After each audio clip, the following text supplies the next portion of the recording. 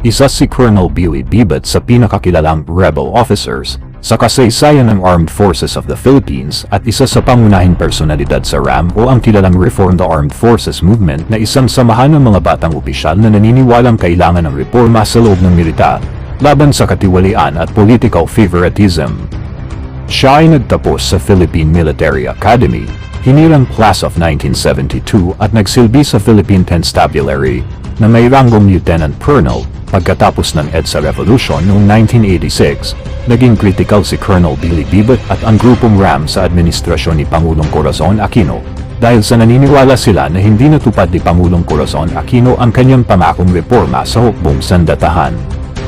Isa si Colonel Billy Bibat sa mga leader na aktibo at gumawa ng plano sa serye ng mga sinagawang kudeta ng mga RAM laban sa pamahalaan ni Pangulong Corazon Aquino, lalo na ang coup attempt noong December 1989, na isa sa itinuturing na pinakaorganisado at pinakamadugo sa kasaysayan at sa panahong ding yun, nakontrol ng kanyang grupong RAM ang North at South Harbors ng Maynila, isang estratehikong hakbang na nagbanta sa linya ng supply at seguridad ng gobyerno. Matapos mabaigo ang kudeta, si Bibat ay inaresto at ikinulong dahil sa kasong rebellion. Ayon sa mga ulat at testimonya ng mga dating opisyal, itinakas siya mula sa kulungan sa tulong ng kanyang mga kasamahan sa RAM, isang insidente na lalong nagpatibay sa kanyang imahe bilang simbolo ng underground resistance sa loob ng militar. Pagkaraan ng ilang taong pagkakakulong, siya ay nabigyan ng amnestia at tuluyang nakalaya.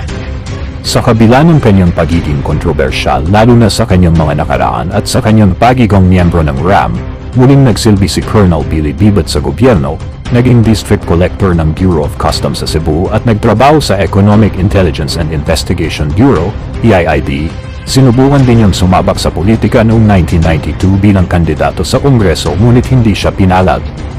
Taong 2006 nang siya ay ma-stroke at tuluyang naging bedridden hanggang sa kanyang pagpanaw noong October 25, 2009, sa edad na 50 siyam. Ang kwento ng kanyang buhay ay isinapelikula sa 1994 biopic na Colonel Billy Bibat, RAM na ginampanan ng aktor na si Romel Padilla.